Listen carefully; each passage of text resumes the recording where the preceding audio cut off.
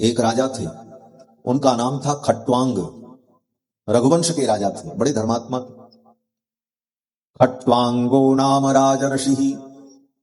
खट्वांग नाम के जो राजा थे बड़े धर्मात्मा थे और बड़े वीर भी थे।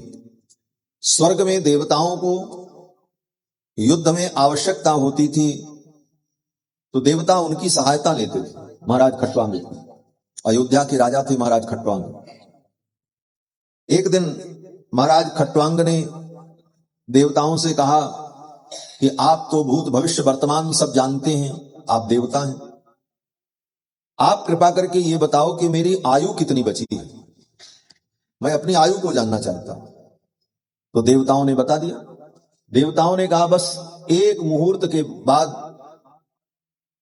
आपकी मृत्यु हो जाएगी, आपकी आयु केवल एक मुहूर्त बची है। एक मुहूर्त का मतलब 48 मिनट, बस 48 मिनट आयु आपकी केवल बची है। अब आप सोचो, जिसकी आयु 48 मिनट बची हो और उसे पता चल जाए कि 48 मिनट बाद हम मरने वाले हैं, क्या कर पाएगा? सोच भी नहीं पाएगा कि हम क्या करें इतने कम समय में, अपने कल्याण के लिए क्या उपाय करें। लेकिन महाराज खट्वांग बड़े बुद्धिमान थे, बोले कोई बात नहीं, 48 मिनट का समय, एक मुहूर्त मेरे पास है, इतने में ही मैं अपना कल्याण कर लूंगा। और मुहूर्तात सर्वमुत्सृज्य गतवान अभयम हरिम।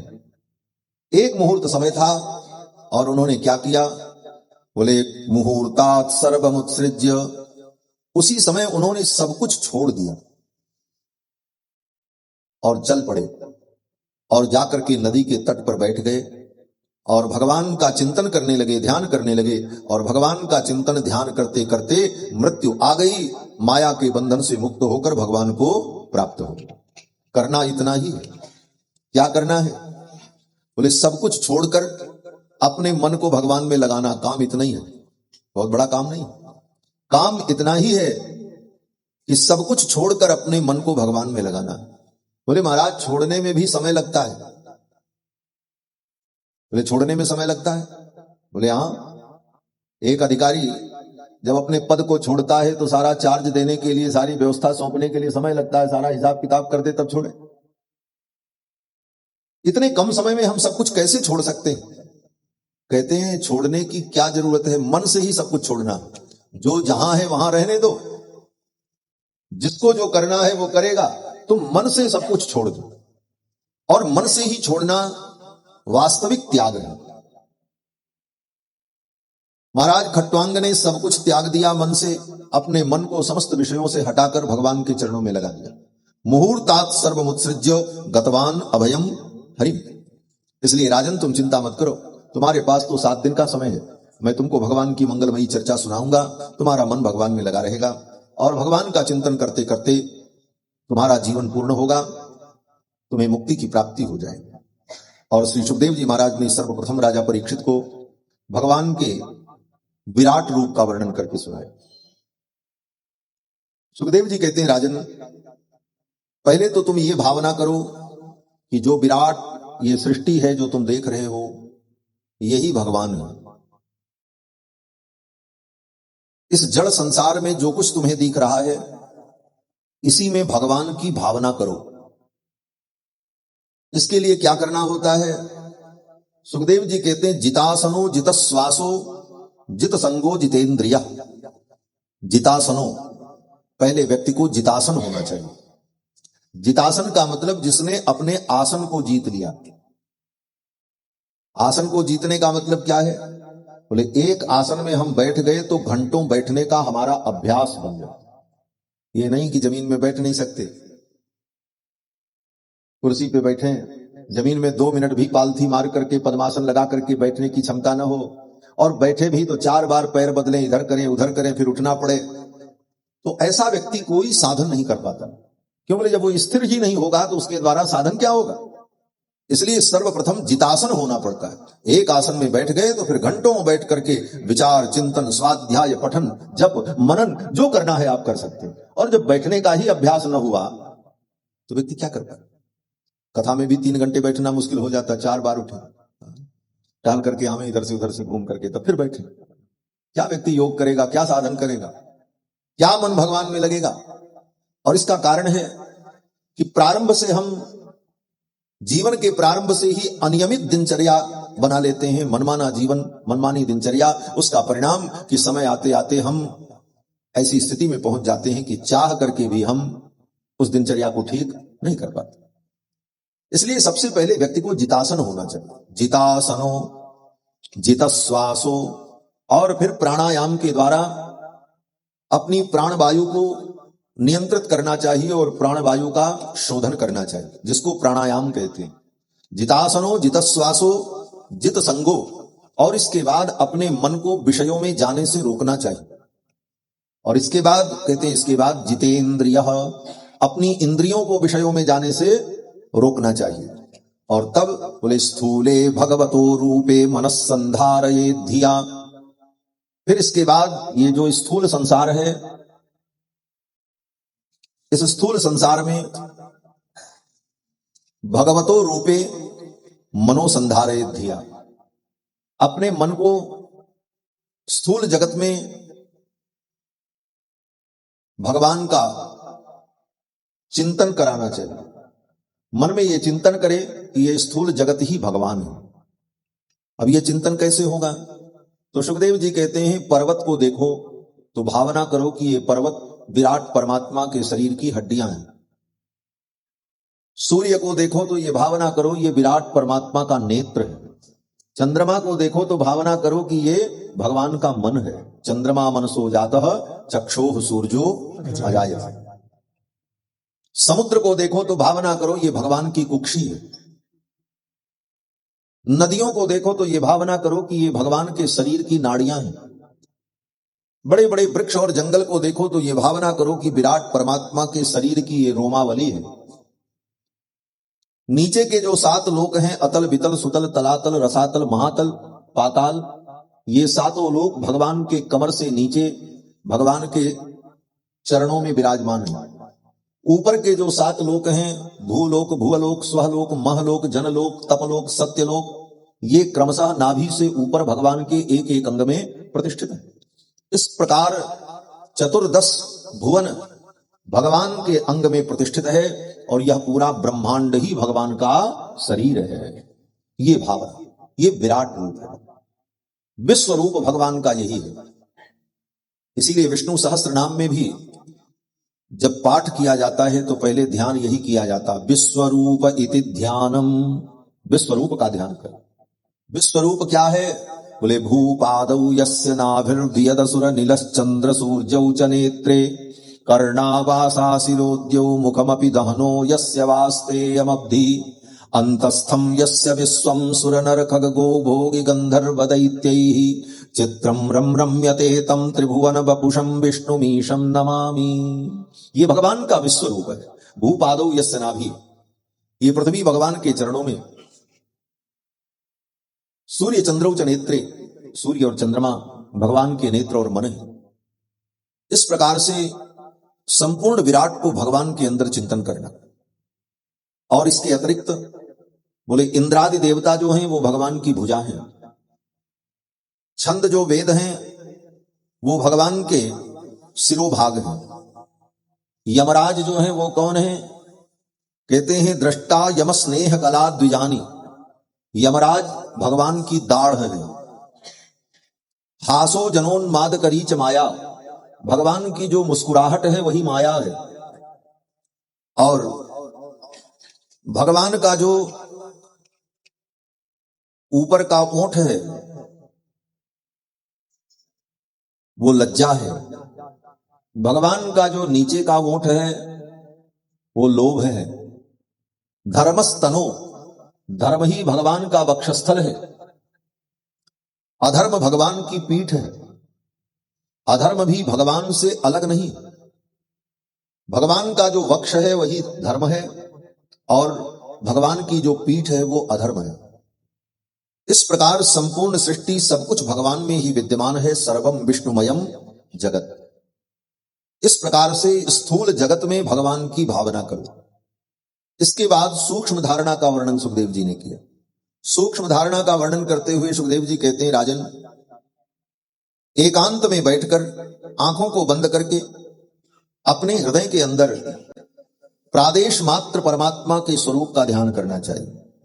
केचित स्वदेहांतर हृदयावकाशे प्रादेश मात्रम पुरुषम बसंतम। प्रादेश मात्र पुरुष परमात्मा का अपने हृदय में ध्यान करें। कैसा रूप? प्रादेश मात्र पुरुष परमात्मा हमारे हृदय में किस रूप में विराजमान है? तो सुखदेव जी कहते हैं चतुर्भुजम कंज रथांग शंख। शंख चक्र गदा पद्म धारण किए हुए भगवान के चतुर्भुज रूप का अपने हृदय के अंदर धारणा करें, ध्यान करें।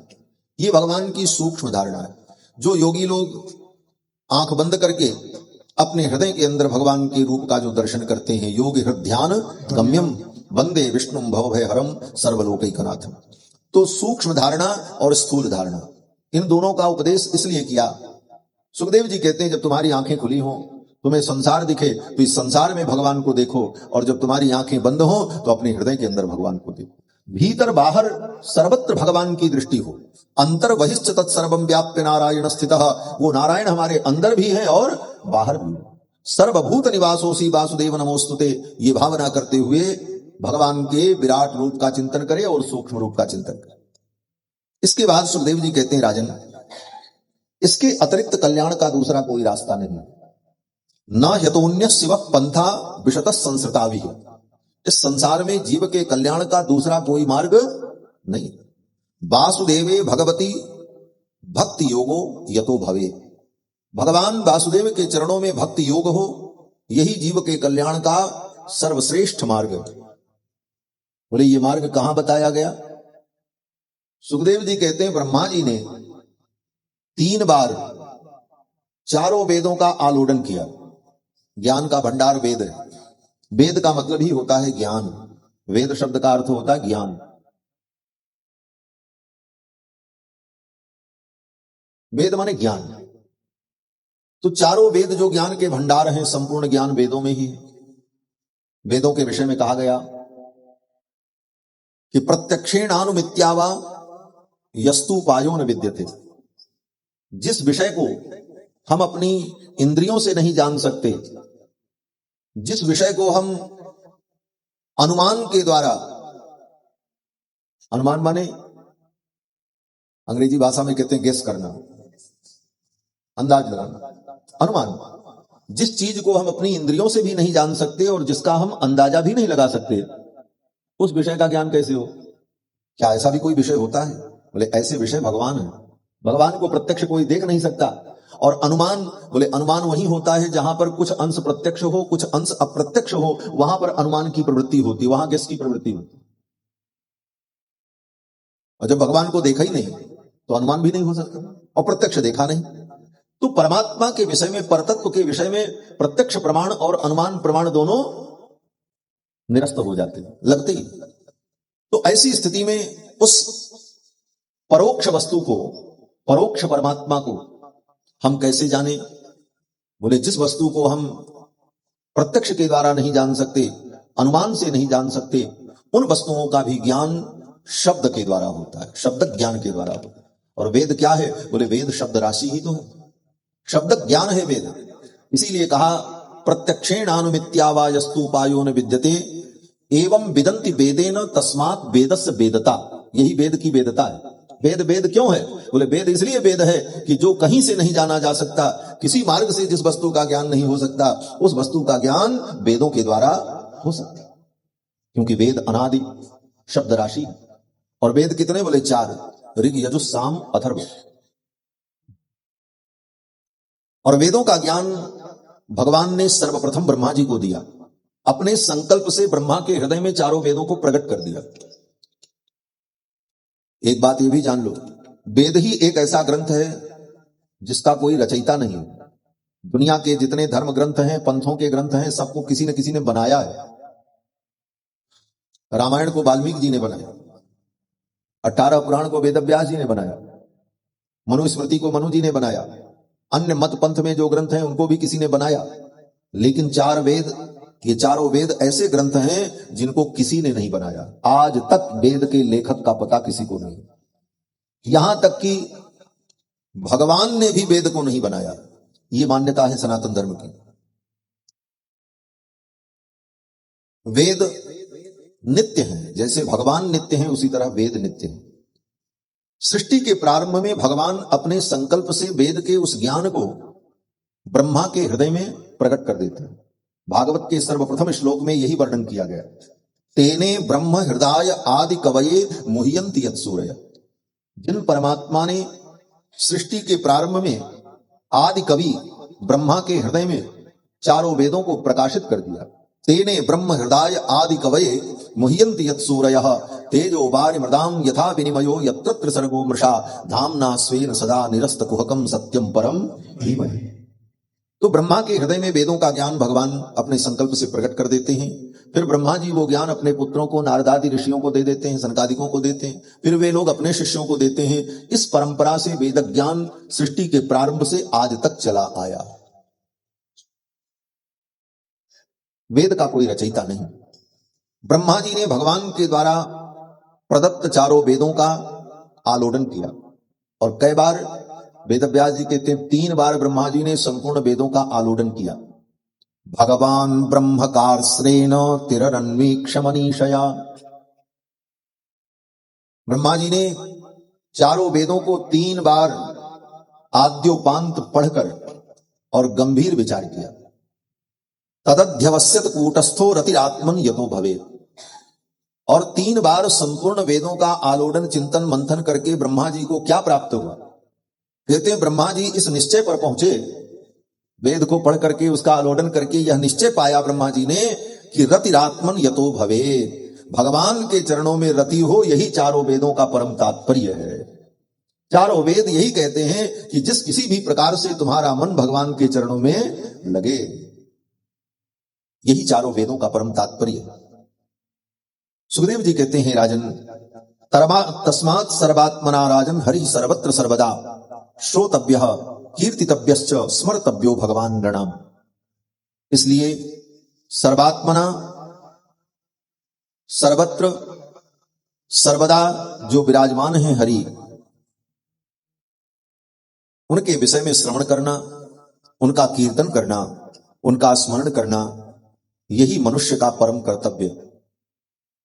आगे सुखदेव जी कहते हैं राजन, ज्ञान न होने के कारण लोभ में पड़कर, संसार की क्षुद्र कामनाओं के चक्कर में पड़कर व्यक्ति यत्र तत्र देवताओं के पीछे भटकता।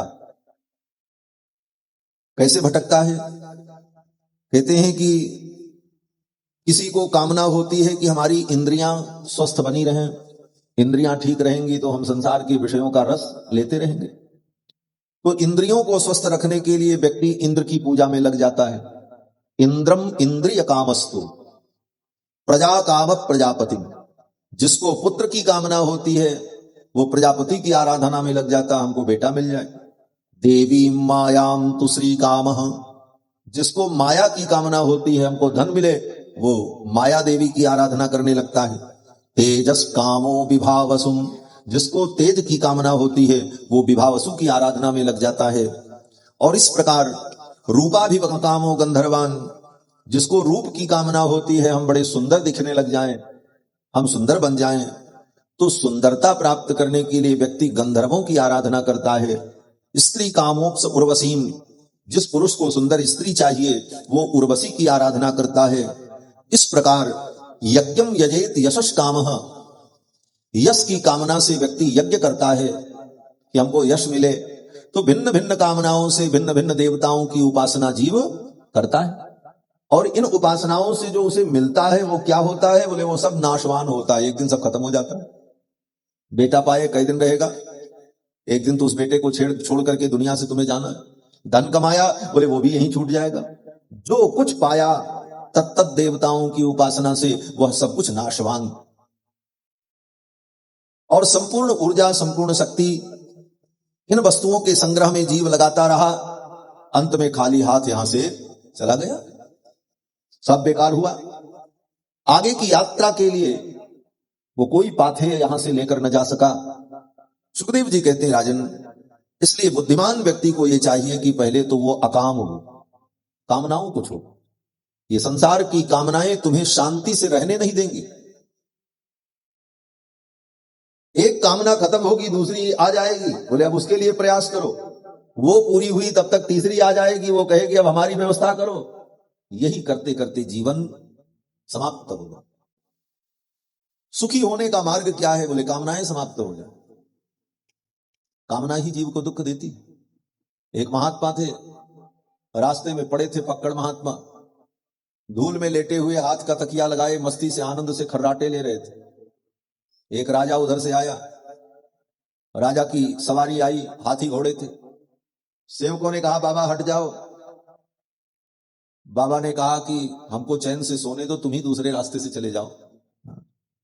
तो सिपाहियों ने जाकर के राजा से कहा महाराज ये बाबा तो बड़ा विचित्र है, रास्ते में पड़ा और कहता किसी दूसरे रास्ते से चले जाओ।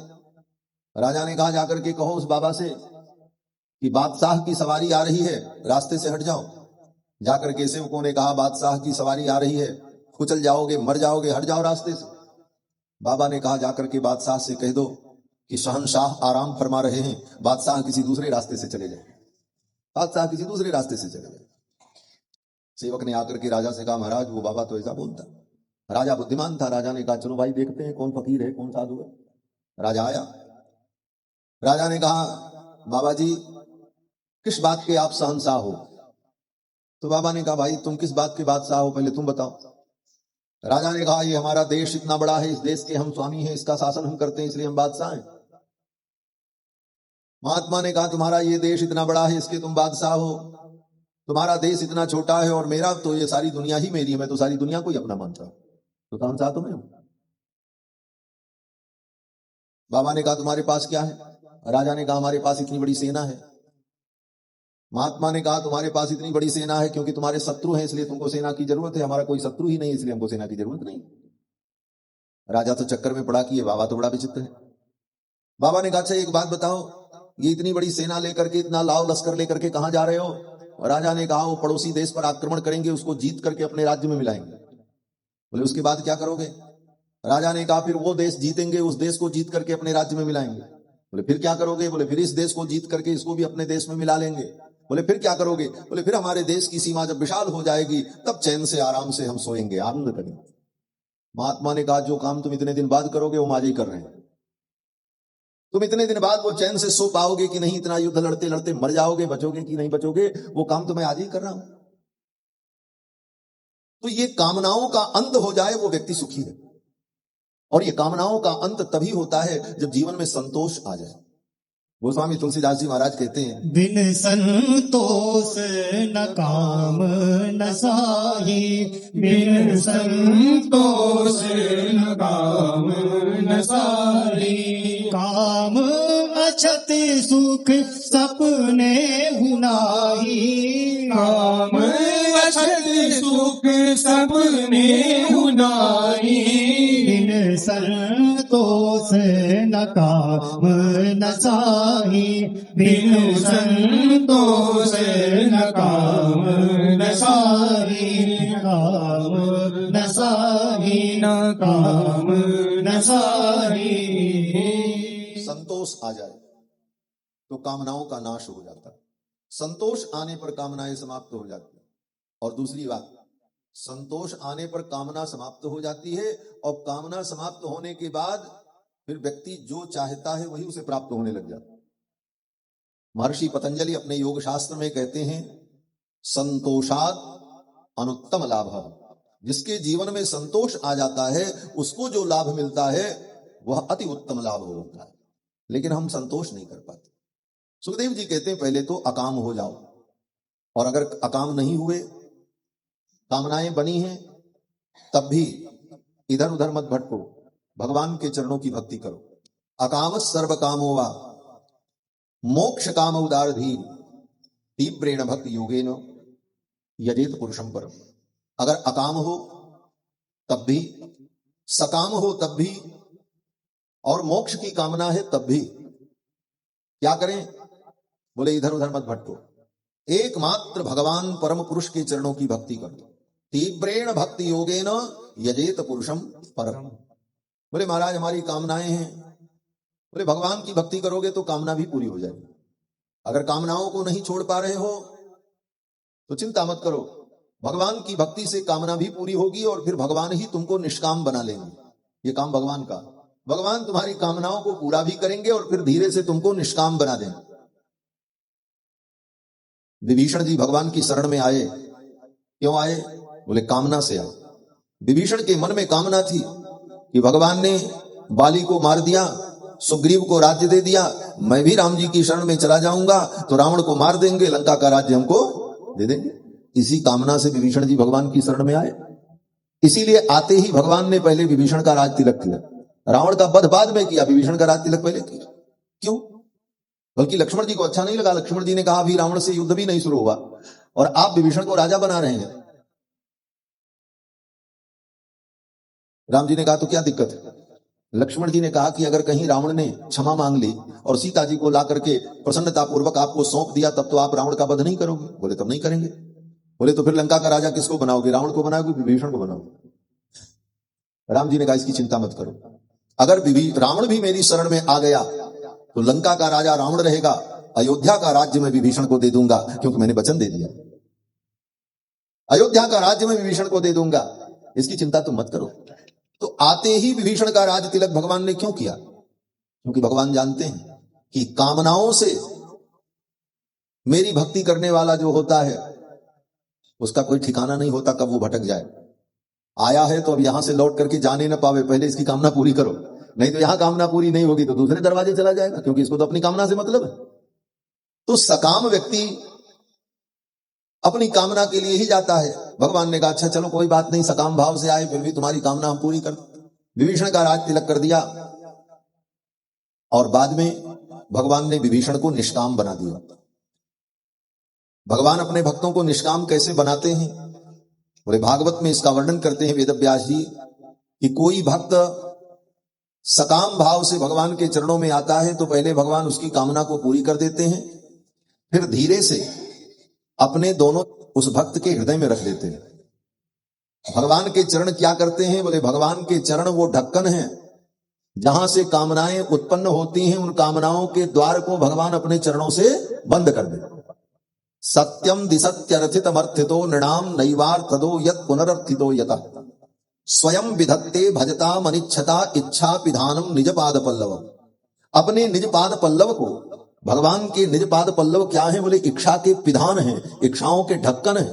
भगवान अपने उन चरणों को उन भक्तों के हृदय में रख देते हैं और जब भगवान अपने चरणों को रख देते हैं तो ढक्कन बंद। जब ढक्कन बंद तो अब इच्छाएं पैदा कहां से हों? दरवाजा ही बंद कर दिया भगवान। फिर भगवान सोचते हैं जरा एक बार परीक्षा कर लें ढक्कन ठीक से बंद है कि नहीं, अगर ढीला होगा तो कोई कामना फिर निकल आएगी। इसलिए विभीषण का राज तिलक किया और राज तिलक करने के बाद अपने चरणों को विभीषण के हृदय में रख दिया और फिर भगवान ने सोचा चलो विभीषण से एक बार पूछ लें कि तुम्हारी कोई और कामना तो है, देखें जरा ढक्कन ठीक से बंद हुआ कि नहीं। तो भगवान ने विभीषण से पूछा विभीषण तुम्हारी कोई और कामना हो तो बताओ। विभीषण ने हाथ जोड़ लिया। विभीषण जी ने कहा उर कछु प्रथम वासना रही, पहले तो वासनाएं थी, इच्छाएं थी, लेकिन तब पद प्रीति सरित सो बही, आपके पद की प्रीति सरिता में सारी कामनाएं बह गई, अब कोई काम। तो भगवान अपने भक्तों को निष्काम बना लेते हैं। अगर निष्काम नहीं बन पा रहे हो कोई बात नहीं, आओ भगवान की शरण में, भगवान तुम्हारी कामनाओं को भी पूर्ण कर देंगे और भगवान स्वयं तुमको निष्काम बना लेंगे। तुलसी सो सब भांति परम प्रिय, तुलसी सो सब भांति परम सुख, जो चाहसी मन मेरो, तो भज राम काम सब पूर्ण, करहि कृपा निधि तेरो। गोस्वामी जी कहते हैं कि सब कामना हो, आओ राम जी की शरण में, गोविंद की शरण में आओ, ठाकुर जी सारी कामना पूरी कर देंगे और तुमको निष्काम भी बना लेंगे। तो सुखदेव जी ने भी यही कहा, अकाम सर्व कामो वा मोक्ष काम उदारधी, तीव्रेण भक्ति योगेन यजेत पुरुषम परम। तीव्र भक्ति योग के द्वारा भगवान परम पुरुष की आराधना करनी चाहिए। इसके बाद सुखदेव जी ने बड़ी सुंदर भगवान की स्तुति की और इस स्तुति में सुखदेव जी ने भगवान की महिमा का वर्णन किया कि जिन भगवान का कीर्तन, जिन भगवान का स्मरण जीव के समस्त पापों को नष्ट कर देता है, तस्मै सुभद्र स्रवसे नमः। ऐसे सुभद्र स्रवस भगवान को मैं प्रणाम करता हूं। तपस्विनो दान परा यशस्विनो मनस्विनो मंत्र विदः सुमंगलाः, क्षेमं न विन्दन्ति विना यदर्पणम्, तस्मै सुभद्र स्रवसे नमो नमः। सुखदेव जी कहते हैं कि कोई तपस्वी हो, बहुत बड़ा दानी हो, बहुत बड़ा यशस्वी हो, मनस्वी हो, मंत्रविद हो, उसके जीवन में पुण्य हो, लेकिन अगर उसने अपने सारे कर्मों को भगवान के चरणों में समर्पण नहीं किया तो क्षेमम न विंदन्ति बिना यदर्पणम तस्मै सुभद्र स्रवसे नमो नमः। हम जो कुछ कर्म करते हैं, यह कर्म जब भगवान को समर्पित हो जाता है तभी उन कर्मों का फल प्राप्त होता है। आप बहुत दान करो, बहुत यज्ञ करो, खूब मंत्र जपो, लेकिन ये मंत्र दान यज्ञ तप ये तब काम आएंगे जब इनको करने के बाद भगवान को अर्पण कर दो। तद ब्रह्मा अर्पणमस्तु। क्षेमम न विंदन्ति बिना यदर्पणम, भगवान को अर्पण किए बिना ये भी कल्याणकारक नहीं होते। तस्मै सुभद्र स्रवसे नमो नमः। इतनी बात तो रामायण में भी शूर्पणखा कहती है कि राजनीति बिनु धन बिनु धर्मा हरि ही समर्पे बिनु सत्कर्मा। अगर सत्कर्मों को भगवान हरि को समर्पण न करो तो ये सत्कर्म भी व्यर्थ हो जाते हैं। आगे सुखदेव जी कहते हैं, राजन, बड़े से बड़े पापी हैं जिनका पूरा जीवन पाप में बीता हो, जिनकी जाति ही पापमय हो। कौन? बोले किरात, हूण, आंध्र, पुलकस, आभीर, जवन, खस, स्वपच, ये जातियां जन्मजात पापमय जातियां। पूरा जीवन पाप में ही इनका बीत जाता है। लेकिन ऐसे पापी भी भगवान के भक्तों का आश्रय प्राप्त कर लें और भगवान का नाम स्मरण करने लग जाएं तो ऐसे पापी भी भगवान की कृपा से पवित्र और शुद्ध हो जाते हैं। भगवान उनको पवित्र बना देते। चिंता की बात नहीं। ये सनातन धर्म बड़ा उदार है। ठाकुर हमारे बड़े उदार हैं। ठाकुर जी, दुनिया के अन्य धर्मों में, मतों में, पहली बात तो दुनिया में कोई धर्म नहीं है। धर्म तो एकमात्र सनातन धर्म है। बाकी दुनिया में जितने हैं वो मत हैं, पंथ हैं, विचारधाराएं हैं। धर्म तो एकमात्र सनातन धर्म है। और हमारे यहां ठाकुर जी बड़े उदार हैं। अन्य लोगों के मत में तो अगर आपने गलती कर दी तो आप दोजख में जाओगे, जहन्नुम में जाओगे, बच नहीं सकते, तुमको जहन्नुम में जाना पड़ेगा। लेकिन हमारे यहां बोले, हमारे यहां तो कहते हैं कोटि विप्र बध लागी जाहू आए शरण तजब नहीं था।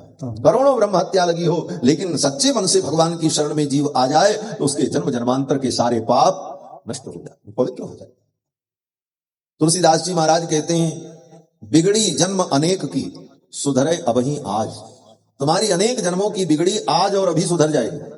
बिगड़ी जन्म अनेक की सुधरे अबही आज। क्या करना होगा? बोले, हो ही राम को राम भज तुलसी तज कुसमाज। आज से तुम राम जी के बन जाओ और राम जी का भजन करने लग जाओ, तुम्हारी सब बिगड़ी बन जाएगी। श्री सुखदेव जी महाराज कहते हैं कि भगवान के चरणों की भक्ति करके बड़े से बड़े पापी पवित्र हो जाते हैं। और इसी श्लोक का जो यहां पर सुखदेव जी ने कहा, इसी का अक्षरशः अनुवाद गोस्वामी तुलसीदास जी ने रामायण में लिखा। उत्तरकांड के अंतिम प्रसंग में भगवान की स्तुति करते हुए कहते हैं, पाई न केहि गति पतित पावन राम भज सुनु सठ मना। पाई न केहि गति पतित पावन राम भज सुनु सठ मना।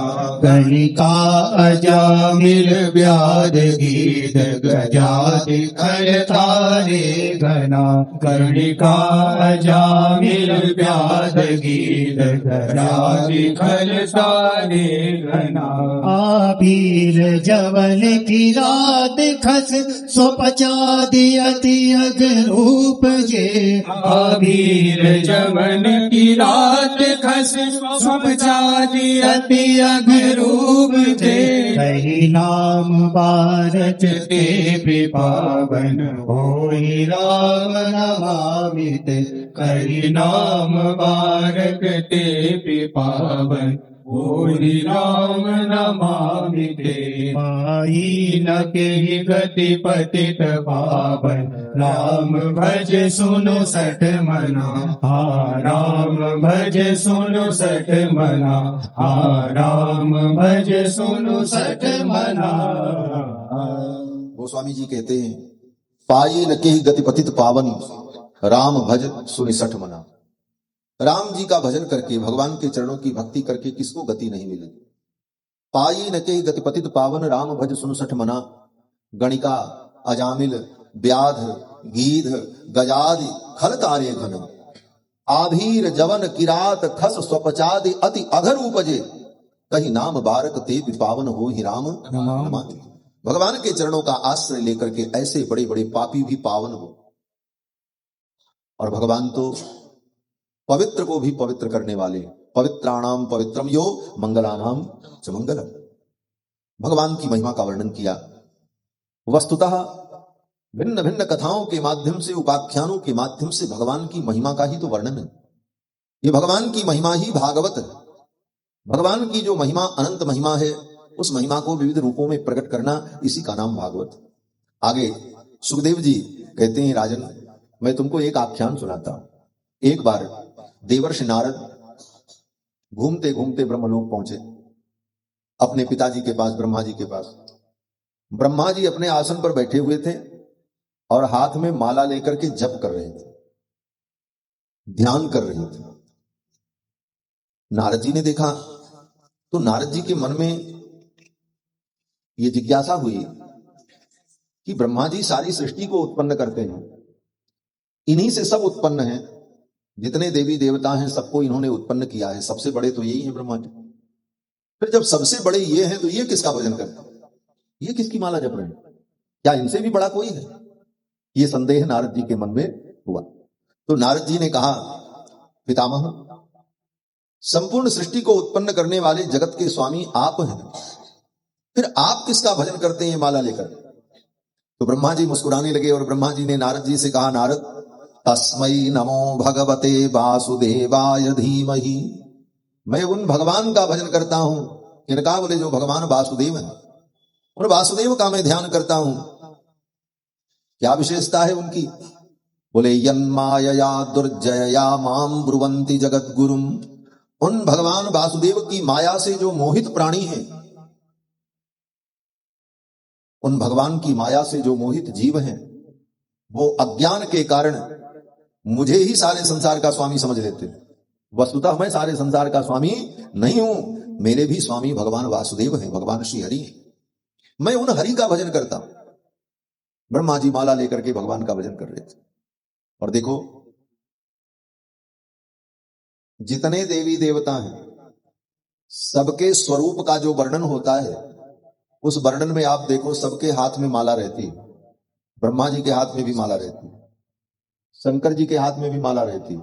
हस्ते च माला हृदय राम तत्वम। सरस्वती के हाथ में भी माला रहती है। स्फाटिक मालिकाम विदधतीम पद्मासने संस्थिता। विश्वकर्मा के हाथ में भी माला रहती है। अष्टभुज दुर्गा का रूप देख लो तो दुर्गा की अष्टभुजा में एक हाथ में अक्षमाला रहती है। ये क्या संकेत है? बोले यह संकेत ये है कि ये सब देवता भी भगवान का ही भजन करते हैं।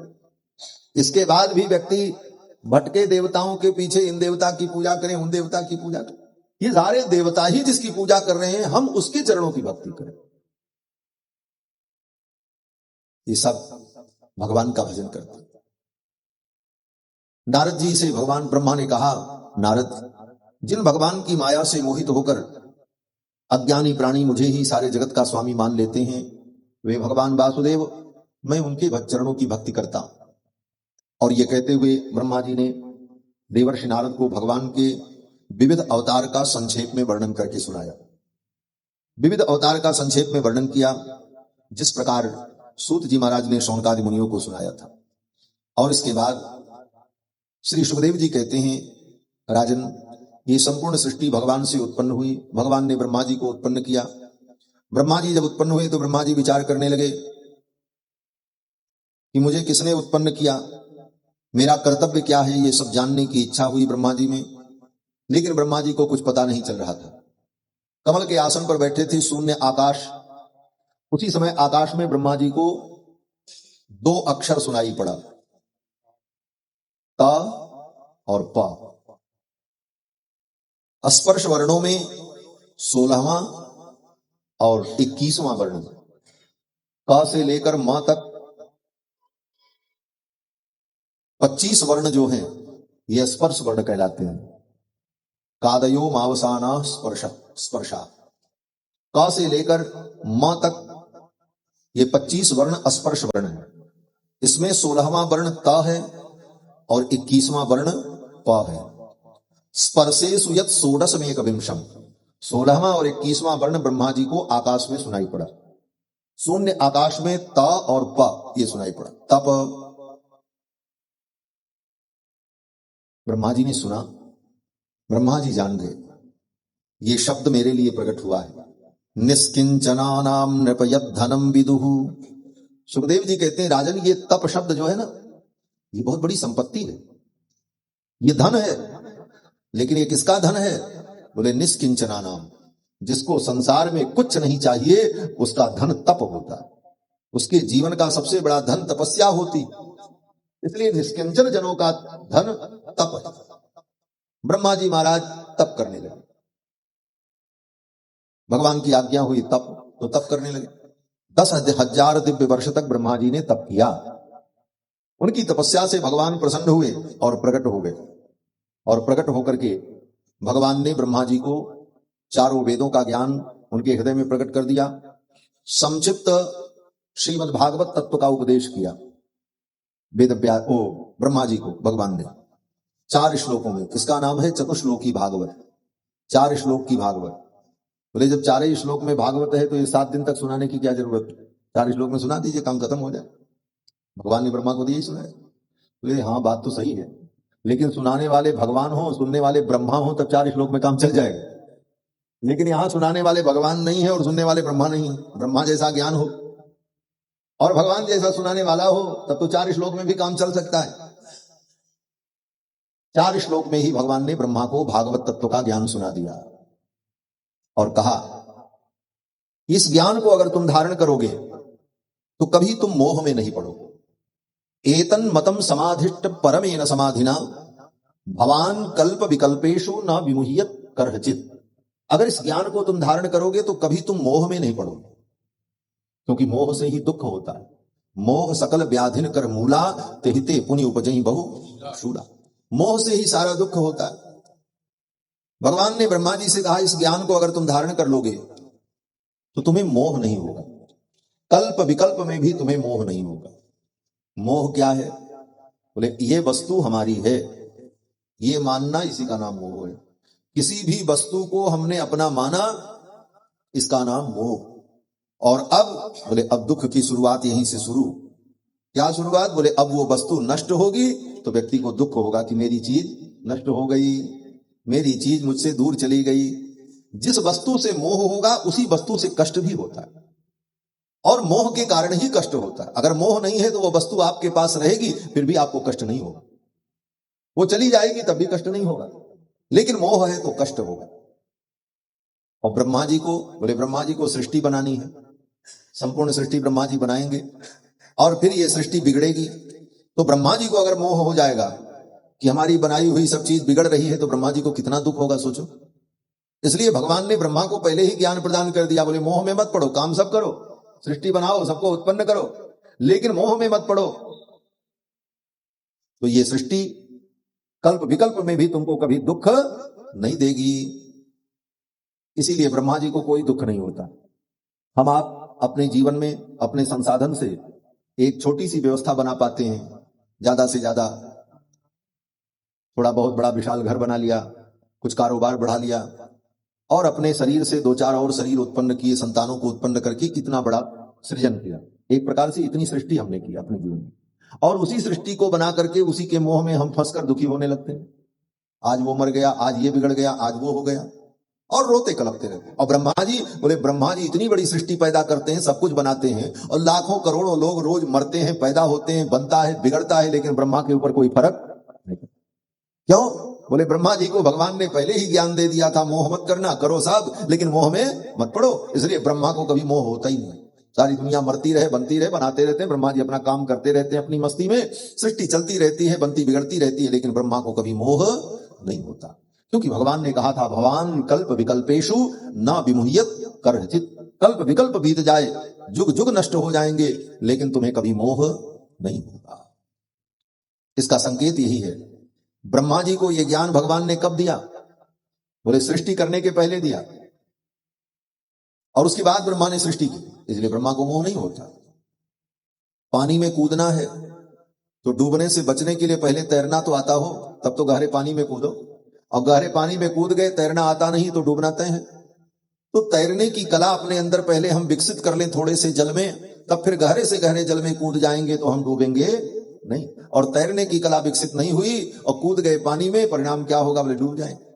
इसलिए पहले ज्ञानार्जन जीवन में हो जाए और ज्ञानार्जन करके हम संसार को, मोह को, माया को, अविद्या को जान लें और फिर संसार में हमारी अगर प्रवृत्ति होती है तो वह प्रवृत्ति हमारे लिए दुख का कारण नहीं होती। ब्रह्मा को भगवान ने पहले ही सब ज्ञान बता दिया, इसलिए ब्रह्मा जी को कोई दुख नहीं होता। आगे कहते हैं, राजन ये पुराण जो मैं तुम्हें सुना रहा हूं ये एक विद्या है, पुराण विद्या इसको कहा जाता है। पुराण विद्या सनातनी, यह भी सनातनी विद्या है। और इस विद्या में कथाओं के माध्यम से, उपाख्यान के माध्यम से सरलता पूर्वक व्यक्ति को तत्व का ज्ञान करा दिया जाता है। जो ज्ञान वेद वेदांत पढ़ करके होगा वह ज्ञान भागवत सुन करके भी हो जाता है, क्योंकि भागवत सर्व वेदांत सारम ही समस्त वेदांत का सार है। ये पुराण विद्या है। पुराण का एक निश्चित लक्षण है। पुराण किसे कहते हैं? किसी भी ग्रंथ को पुराण नहीं कहा जा सकता। कोई कथा कहानी हो उसको हम पुराण कह दें। पुराण का मतलब होता है जिसमें 10 लक्षण हो। 10 लक्षण क्या है? पुराणम 10 लक्षणम। पुराण के 10 लक्षण कहे, अत्र सर्गो विसर्गश्च स्थानम पोषण मूतयः मन्वंतरेशानुकथा निरोधो मुक्तिराश्रय। ये 10 लक्षण है पुराण के। सर्ग, भगवान सृष्टि का संकल्प करते हैं और भगवान के संकल्प से अव्यक्त प्रकृति के द्वारा महत तत्व की उत्पत्ति होती है और महत तत्व से फिर प्रकृति उत्पन्न होती है, फिर उस प्रकृति में विक्षोभ होता है और विक्षोभ होने पर सृष्टि आगे बढ़ती है। तो इसका नाम सर्ग है। तो जिस ग्रंथ में सर्ग का वर्णन हो और फिर विसर्ग, आगे उस सृष्टि में जो और विकार होता है, ब्रह्मादि देवताओं के द्वारा जो सृष्टि आगे बढ़ाई जाती है उसका नाम विसर्ग है। जिस ग्रंथ में विसर्ग का वर्णन हो। और तीसरा लक्षण स्थानम, विविध ब्रह्मांड के जो स्थान है, ब्रह्मलोक, शिवलोक, अमुक अमुक लोक, इन स्थानों का वर्णन। पोषण, अनंत अनंत ब्रह्मांड में जो अनंत अनंत जीव हैं इनका पोषण भगवान के द्वारा होता है, भगवान ही सबको पोषण देते हैं, इसका वर्णन। ऊतयः, ऊती माने वासना। जीव की वासना जो होती है वो 2 प्रकार की, एक सद वासना, एक असद वासना। सद वासना माने अच्छे कर्म को करने की जो भीतर इच्छा है, वासना है, और एक असत कर्म को करने की इच्छा जो है उसका नाम असद वासना। ये वासना ही जीव के द्वारा पाप पुण्य को कराती है। फिर उन वासनाओं के परवश होकर जीव अनेक अनेक जोनियों में भटकता है। इन विषयों का वर्णन जिस ग्रंथ में। मनवंतर, अलग अलग मनु उत्पन्न हुए और उन मनु से कैसे सृष्टि हुई, इसका जो वर्णन जिस ग्रंथ में। ईशान कथा, भगवान के अवतार और भगवान के चरित्र का वर्णन जिसमें। और निरोधो, माया का, अविद्या का निरोध कैसे हो, उससे हम निवृत्त कैसे हो, इसका वर्णन जिसमें हो। और मुक्ति, मोक्ष क्या है, निर्वाण क्या है, इसका वर्णन जिस ग्रंथ में हो। और आश्रय, इन सब का जो 9 लक्षण बताए, सर्ग, विसर्ग, पोषण, ऊती, मनवंतर, ईशानुकथा और निरोध, मुक्ति, इन 9 का आश्रय तत्व जो है वो भगवान है। उस आश्रय तत्व परमात्मा का वर्णन। इस प्रकार इन 10 विषयों का वर्णन जिस ग्रंथ में हो उसको कहते हैं पुराण। उसकी पुराण संज्ञा होती है। दशमस्य विशुद्ध्यर्थम नवानामि लक्षणम। इन पुराण के 10 लक्षणों में जो 10वां है आश्रय तत्व, वो भगवान है। और इस 10वें आश्रय तत्व को ठीक ठीक समझने के लिए ही आगे के 9 तत्वों का वर्णन किया जाता है। आश्रय तत्व जो भगवान है उनको जानने के लिए ही सृष्टि का वर्णन किया जाता है। उन्हीं को समझने के लिए विसर्ग का वर्णन होता है। उन्हीं को समझने के लिए कर्म, वासना, पाप, पुण्य, विविध ब्रह्मांड, विविध लोक, इन सब का जो वर्णन है, इन सब का उद्देश्य केवल एक है, आश्रय तत्व परमात्मा का ज्ञान होना। इसीलिए सुखदेव जी कहते हैं दशमस्य विशुद्ध्यर्थम। जो पुराण के 10 लक्षण हैं उसमें जो 10वां है आश्रय, उसी की विशुद्धि के लिए, उसी के शोधन के लिए, उसी को समझने के लिए नवानामि लक्षणम, ये 9 लक्षण पुराण के कहे गए। तो कुल मिलाकर के पुराणम 10 लक्षणम, ये पुराण के 10 लक्षण बताए। सुखदेव जी कहते हैं अब मैं तुमको कथा सुनाता हूं, जो कथा मैत्रेय जी ने विदुर जी को सुनाया था। सुखदेव जी ये नहीं कहते हैं कि मैं तुमको सुना रहा हूं, सुखदेव जी कहते हैं मैत्रेय जी ने जो विदुर जी को सुनाया वो मैं तुमको सुना रहा हूं। सूत जी जब सुनाते हैं सनकादि मुनियों को, सौनकादि मुनियों को, तो सूत जी कहते हैं हे मुनियों, सुखदेव जी ने जो हमको सुनाया था वो मैं सुना रहा हूं। वेद व्यास जी सुनाते हैं तो वेद व्यास जी कहते हैं नारद जी ने हमको जो सुनाया था वो मैं सुना रहा हूं। नारद जी कहते हैं कि भगवान ने, ब्रह्मा जी ने हमको जो सुनाया वो मैं सुना रहा हूं। ब्रह्मा कहते हैं भगवान ने हमको जो सुनाया वो मैं सुना। कोई ये नहीं कहता कि ये मेरा मौलिक ज्ञान है। हर व्यक्ति परंपरा का वर्णन करता है, यही सनातन धर्म। सनातन धर्म में जो कुछ ज्ञान विज्ञान है वह सब परंपरा और संप्रदाय से है। इसीलिए हमारे यहां संप्रदाय का सदा से आदर हुआ है। संप्रदाय का मतलब ही होता है परंपरा। जो ज्ञान परंपरा से प्राप्त हो उस ज्ञान को ही संप्रदाय कहते हैं, उसी को परंपरा कहते हैं। सम्यक ज्ञानम प्रददाति संप्रदाय, जो सम्यक ज्ञान प्रदान करे और परंपरा से हमें प्राप्त हो उसी को संप्रदाय कहते हैं, उसी को परंपरा कहते हैं। और उस संप्रदाय परंपरा का हम आदर करते हैं, उसे हम प्रणाम करते हैं। लक्ष्मी नाथ समारंभाम नाथ यामुन मध्यमाम अस्मदाचार्य पर्यंताम वंदे गुरु परंपरा। ये परंपरा को हम प्रणाम करते हैं क्योंकि परंपरा से हमें ज्ञान प्राप्त होता है। ये सांप्रदायिक ज्ञान। आजकल संप्रदाय शब्द का भी बड़ा अनर्थ हो जाता है। अगर कह दो कि हम सांप्रदायिक हैं तो लोग कहते हैं अरे सांप्रदायिक लोग तो अच्छे नहीं होते, सांप्रदायिक लोग तो दंगा करवाते हैं। सांप्रदायिक होना हमारे यहां अच्छा माना जाता है। ये शब्दों का भी दुर्भाग्य और सौभाग्य होता है। समय बदलने पर शब्दों का भी जब दुर्भाग्य आता है तो अच्छे शब्द भी गलत अर्थ में प्रयुक्त होने लग जाते हैं। आज संप्रदाय जैसा पवित्र शब्द गलत अर्थ में प्रयुक्त हो रहा है। संप्रदाय का मतलब जो विशुद्ध ज्ञान प्रदान करे उसका नाम संप्रदाय है। और संप्रदाय ये भागवत का भी संप्रदाय है। सुखदेव जी कहते हैं विदुर जी को जो कथा मैत्रेय जी ने सुनाई वो मैं तुमको सुना रहा हूं। विदुर जी को मैत्रेय जी ने कथा कब सुनाई? सुखदेव जी कहते हैं कि जब महाभारत युद्ध होने वाला था तो वेद व्यास जी विदुर जी ने सोचा इस युद्ध में रहना ठीक नहीं है, ये अधर्म युद्ध है।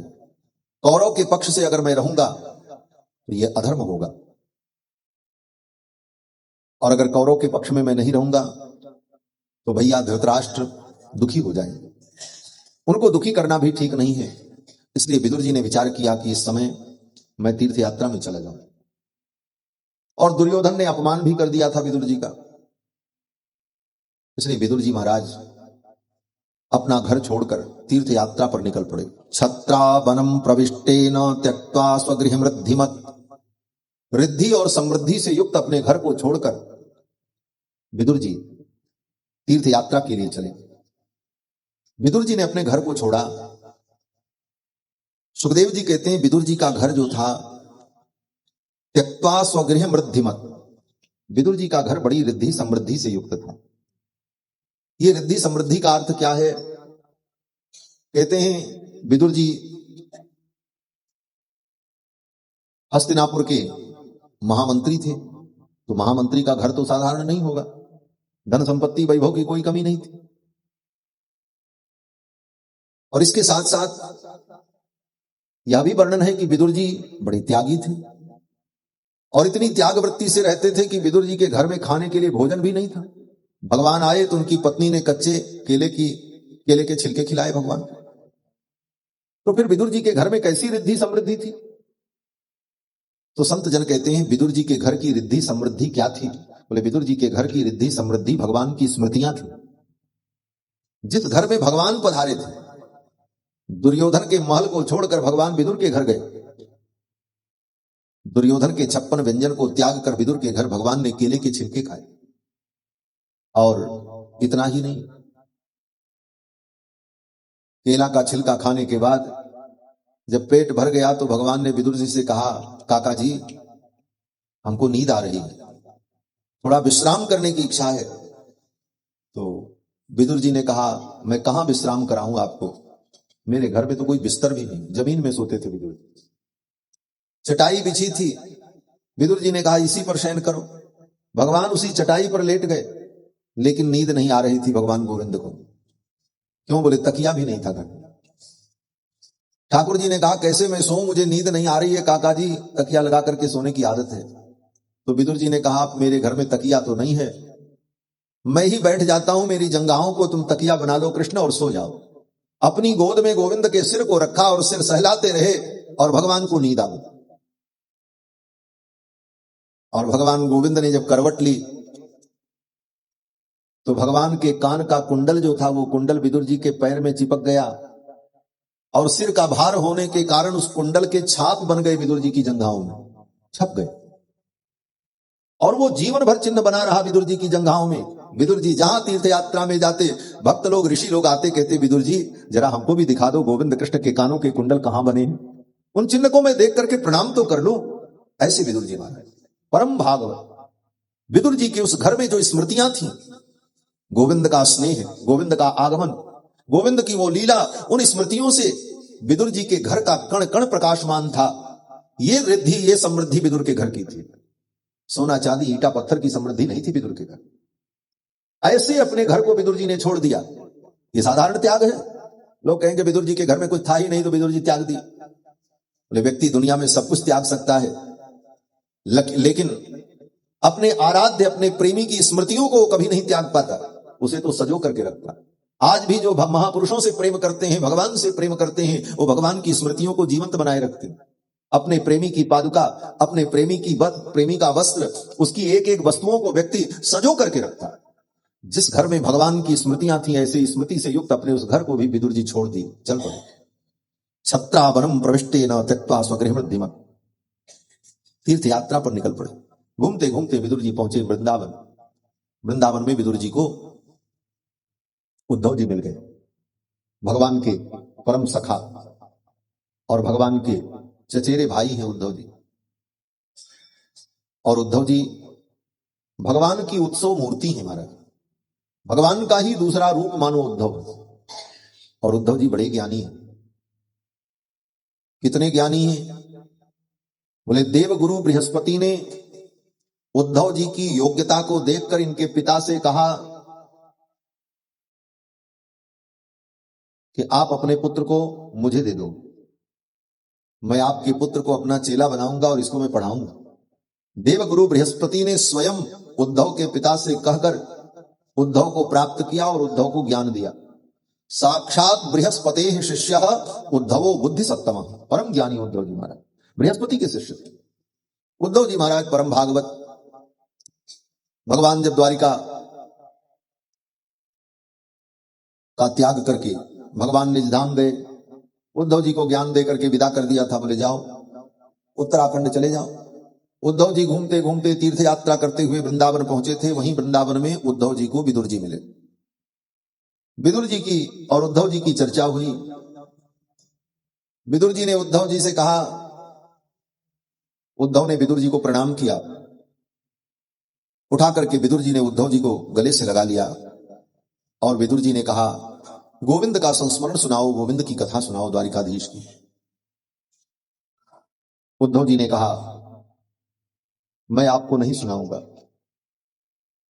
भगवान द्वारिकाधीश जब अपनी लीला का संवरण करके निजधाम जा रहे थे तो उन्होंने मुझे तत्वोपदेश किया।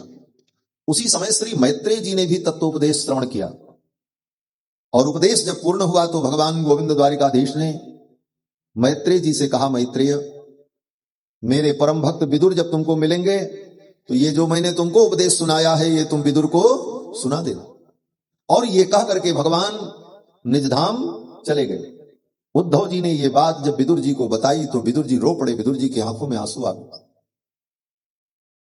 अपने लीला संवरण के अंतिम काल में कृष्ण ने किसी का स्मरण नहीं किया। 16,108 रानियां, एक एक पत्नी से 10-10 पुत्र, फिर एक एक पुत्रों के 10-10 पुत्र, इतना बड़ा परिवार, इतने परिजन पुरजन, लेकिन अंतिम क्षण में किसी का स्मरण किया गोविंद ने तो विदुर जी का स्मरण किया। विदुर जी कहते भगवान ने मुझे याद किया। उद्धव जी ने कहा विदुर जी से कहा, काका जी आप बड़े सौभाग्यशाली हैं। भगवान श्याम सुंदर ने निज धाम गमन करते समय आपका स्मरण किया। उद्धव जी ने कहा मैं तो तर गया, अब मुझे अपने कल्याण के लिए कुछ करने की आवश्यकता नहीं। क्यों? बोले कल्याण तो केवल भगवान के स्मरण से होता है। यस्य स्मरण मात्रेण जन्म संसार बंधनात् विमुच्यते नमस्तस्मै विष्णवे प्रभु विष्णवे। जीव भगवान का स्मरण कर ले तो जीव का कल्याण हो जाता है। लेकिन इससे भी बड़ी बात है कि जीव भगवान का स्मरण करे ना करे, लेकिन भगवान अगर जीव का स्मरण कर ले तो उस जीव का तो परम कल्याण होगा। और भगवान कहते हैं कि जो मेरे आश्रित भक्त होते हैं, जो मेरे पर पूरा भरोसा करते हैं, अंतिम समय में वो मेरा स्मरण करें ना करें, ऐसे भक्त का मैं स्वयं स्मरण कर लेता हूं और उनको परम पद प्रदान कर देता हूं। यदि बातादि दोषेन भक्ताः मां च विस्मरेत्, यदि बात पित्त कफ दोष के कारण, शरीर में दुख पीड़ा रोग व्याधि के कारण भक्त मेरा स्मरण नहीं कर पाता, तो अहम स्मरामि मद भक्तम नयामि परमाम गतिम, मैं अपने भक्त का स्मरण कर लेता हूं और उसको परम गति प्रदान कर देता हूं।